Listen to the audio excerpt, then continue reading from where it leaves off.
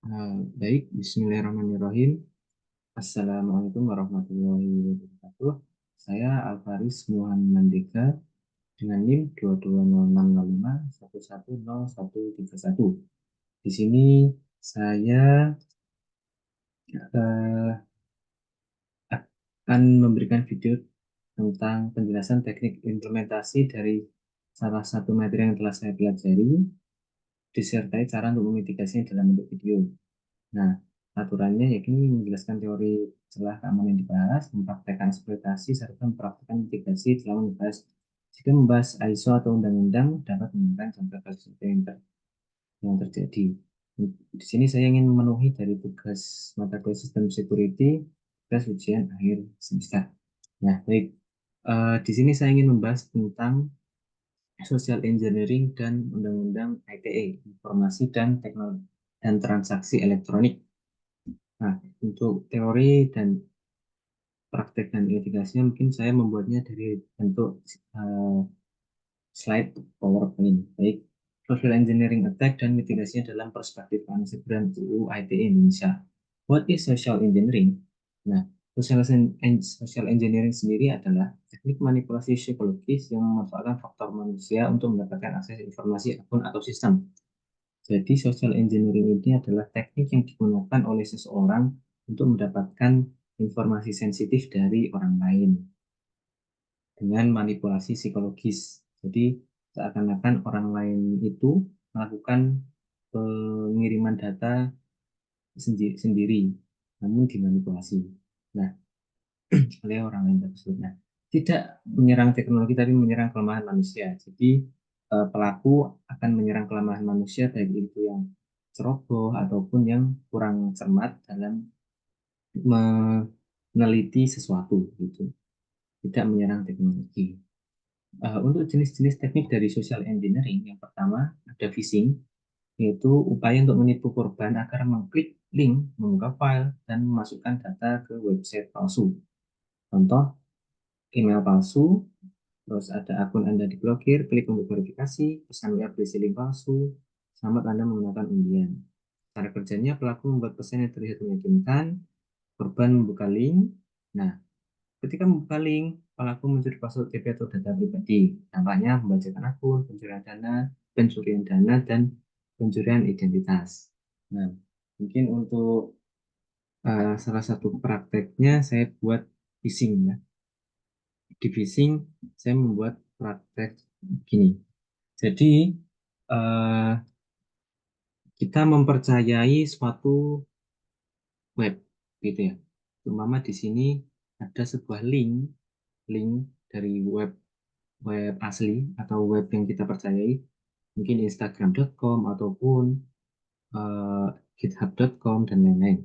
Itu aslinya. Dan kita tiba-tiba mendapatkan sebuah link ataupun buat sebuah email yang itu sangat mirip dengan link yang kita percayai atau web yang kita percayai gitu. Nah, contoh di sini. Di sini saya telah membuat halaman sebentar, mungkin nah, ini halaman web http project rpl test login.php ini yang asli. Untuk tampilannya seperti ini. So, ini saya misalkan saja ya. Nah, tampilan dari sebuah halaman login. Mungkin seperti ini tampilannya. Kemudian untuk yang palsu, tiba-tiba seseorang mendapatkan um, email yang berisi silakan verifikasi melalui link berikut. Nah, sekilas nampak sangat mirip antara kedua link ini, kan teman-teman. Namun jika dilihat cermat lagi, ini berbeda. Berbedanya di spasi tiap kata atau ya antar kata ini spasinya menggunakan underscore untuk yang atas, tapi yang bawah menggunakan strip. Nah, ini bisa sangat berbeda pada sebuah halaman website. Nah, ini merupakan website yang berbeda ya teman-teman. Karena meskipun satu karakter, sebuah website bisa sangat berbeda. Karena domain tidak boleh sama. Nah, untuk tampilan dari penipu sengaja sangat menyamakan dengan tampilan asli. Ini untuk tampilan yang asli, sengaja dan yang ini yang palsu, yang pakai strip. Itu sangat sengaja dimiripkan oleh penipu. Nah, jadi ketika eh, pengguna atau user memasukkan datanya ke sini, ke yang web palsu, maka ketika dia benar-benar mengirimkan, maka itu akan terkirim kepada data tadi akan terkirim pada si pelaku tadi, langsung terkirim bisa melalui telegramnya ataupun melalui device-nya yang lain. Nah, jika sudah pelaku mendapatkan akun atau username dan passwordnya, maka di website yang asli, pelaku akan memasukkan username dan password tersebut, sehingga pelaku bisa membobol atau menghack dari eh, apa namanya akun dari pengguna tadi. Akun pengguna tiba-tiba ada informasi bahwa sudah masuk setelah device masuk baru gitu, jadi masuk. Nah, itu merupakan contoh salah satu dari phishing. Dampaknya ya bisa pencurian data, pencurian dana, dan kawan-kawan. Pencurian identitas bisa karena misal Instagram kita dimasuki orang lain, terus kemudian orang lain tersebut men-DM, memberi pesan pada teman kita untuk misal butuh uang, tiba-tiba ternyata sudah transfer beneran, maka kan masuk ke pelaku, bukan kepada orang ini kita. Nah, kemudian teknik kedua ada pretexting. Jadi ini membuat cerita atau identitas palsu agar korban percaya dan mau memberikan informasi penting. Contohnya modus OTP salah kirim, pelaku mengaku CS Bank, pelaku mengaku sebagai petugas kurir. Cara kerjanya, pelaku membuat skenario, entah itu menyamar ataupun mengaku-ngaku sebagai eh, admin bank dan kawan-kawan. Korban percaya bahwa itu adalah benar-benar skenario-nya, kemudian korban memberikan informasi. Nah, di sini pelaku mengakses akun korban tanpa harus meretas. Jadi eh, untuk pretexting, seumpama contoh salah satu contoh kasusnya ialah ya, bentar.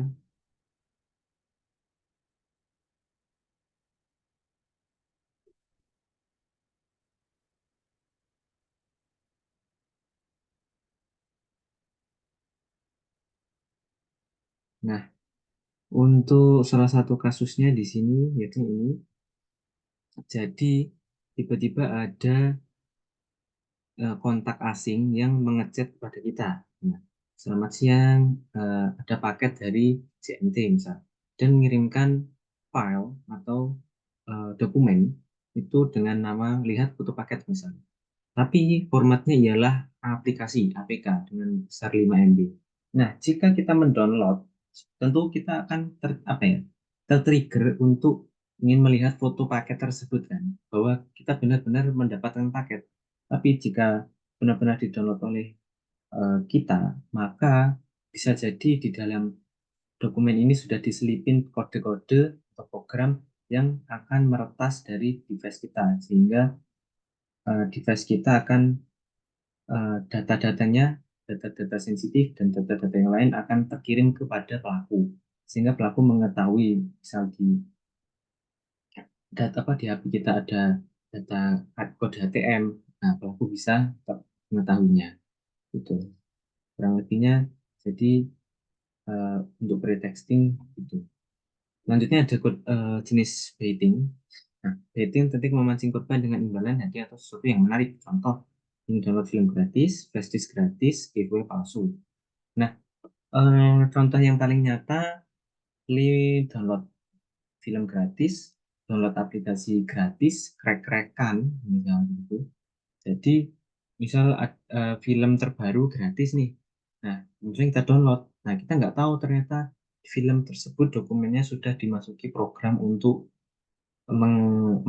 meretas device kita, perangkat kita, untuk mengetahui data-data dari kita sendiri yang ada di laptop misalnya. Dan untuk crack-crackan, nah, kita nggak tahu kita ternyata sudah mendownload sebuah crack dari aplikasi, misal aplikasi game ya, game terkeren gitu, game keren. dan kita cari cracknya karena tidak mau bayar. Nah, jadi ternyata kita tahu ada malware yang berusaha dia untuk mencari informasi sensitif di laptop kita dan mengirimkan kepada pelaku. Cara kerjanya, pelaku memberikan umpan yang terlihat menguntungkan, kayak gitu tadi, film gratis, aplikasi gratis, game gratis, ataupun giveaway. Nah, korban tergiur di sini, tergoda, dan korban mengklik mengunduh file berbahaya. Dampaknya pemasangan malware di device kita, pencurian data, serta akses ilegal. Lanjut, kaitan social engineering dengan UU ITE informasi dan transaksi elektronik. Nah, untuk kaitan dengan UU undang-undang di sini eh, sesuai materi Undang-Undang Perlindungan Data Pribadi Nomor 27 Tahun 2022 Pasal 67 ayat 3 yang berbunyi setiap orang yang dengan sengaja dan melawan hukum menggunakan data pribadi yang bukan miliknya sebagaimana dimaksud dalam pasal 65 ayat 3 pidana dengan pidana penjara paling lama 5 tahun dan atau paling banyak denda 5 miliar rupiah. Dan pasal 68, setiap orang yang dengan sengaja membuat data pribadi palsu atau memasukkan data pribadi dengan maksud untuk menguntungkan diri sendiri atau orang lain dapat mengakibatkan kerugian bagi orang lain. Bagaimana dimaksud dalam pasal 66 dipidana dengan pidana penjara paling lama 6 tahun dan atau pidana denda paling banyak 6 miliar rupiah.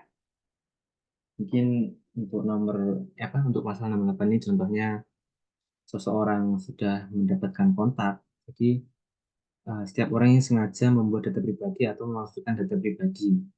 Jadi, misal memalsukan kita tiba-tiba mendapatkan kontak dari Halo BRI. Nah, mereka dia menyamar sebagai Halo BRI, kemudian diminta kita untuk mengirimkan data nomor rekening, kode password ATM, nah itu serta mungkin KTP dan kawan-kawan, NIK. Nah, dan kita kirim karena kita tidak tahu ternyata dan itu penipu dan benar-benar adalah CS Bank.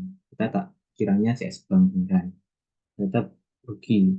Nah, jika orang itu ketahuan, kita bisa memberikan pidana sesuai dengan pasal 68 Undang-Undang Perlindungan Data Pribadi Nomor 27 Tahun 2022 dengan pidana berikut paling lama penjara 6 tahun dan atau denda paling banyak 6 miliar. Serangan social engineering masuk kategori tindak pidana karena penyerang memperoleh akses secara tidak sah, mengambil data pribadi korban, menggunakan data untuk kejahatan, penipuan, pemerasan, membacakan akun. Jadi ini bukan hanya masalah keamanan siber, itu juga masalah hukum. Kenapa masalah hukum? Karena merugikan orang lain. Tentu dengan merugikan orang lain ini negara tidak bisa tinggal diam. Kita akan ada aturan ataupun undang-undang di suatu negara yang memberikan sanksi sesuai dengan kesalahan yang diperbuat oleh seseorang. Entah itu fatal sekali, fatal biasa, ataupun bagaimana, itu akan diselesaikan di persidangan tentang pidana.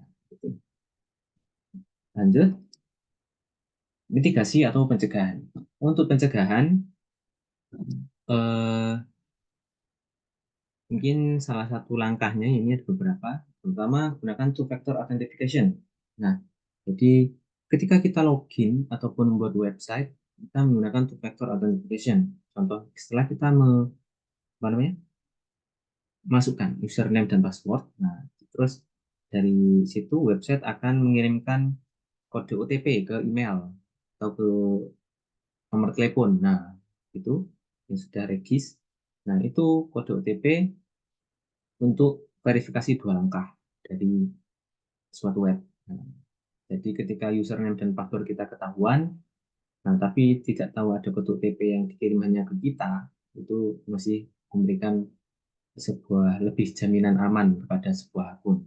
Yang kedua, jangan pernah memberikan OTP. Nah, ketika kita mendapatkan kode OTP, OTP ini one time password, kalau tidak salah, jangan pernah kita memberikannya pada orang lain. Takutnya orang lain tersebut sudah tahu username dan password kita, kemudian tiba-tiba ngechat, ada kode OTP masuk, memintanya, ataupun dia mengaku salah memberikan kode OTP. Nah, itu terus dia minta kode OTP-nya berapa.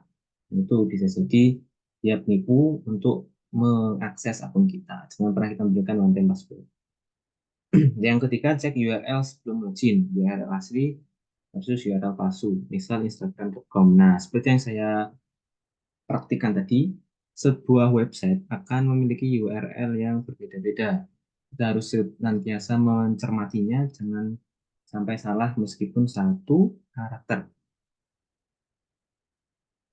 Karena meskipun satu karakter bisa saja halamannya sama plot untuk tampilannya, tapi itu sebenarnya beda web dan beda pengembang.